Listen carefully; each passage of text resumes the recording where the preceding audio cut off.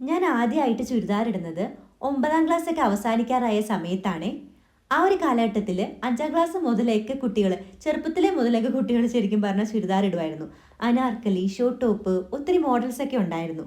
പക്ഷേ എൻ്റെ അമ്മ ചുരിദാർ മേടിച്ച് തരത്തേ ഉണ്ടായിരുന്നില്ല. എപ്പോഴും ഉടുപ്പായിരുന്നേ.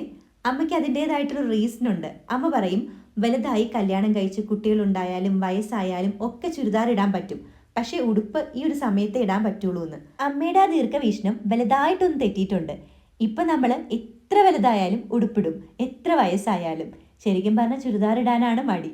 എൻ്റെ ഉടുപ്പുകൾക്കൊക്കെ ഒരു പ്രത്യേകത ഉണ്ടായിരുന്നു ആ സമയത്ത്. എപ്പോഴും നെഞ്ച് കവർ ചെയ്യുന്ന രീതിയിൽ എന്തെങ്കിലും ഡിസൈൻ അമ്മ പ്രത്യേകം തയ്ക്കുന്ന ചേച്ചിയോട് പറഞ്ഞിട്ട് തയ്പ്പിച്ചെടുക്കും.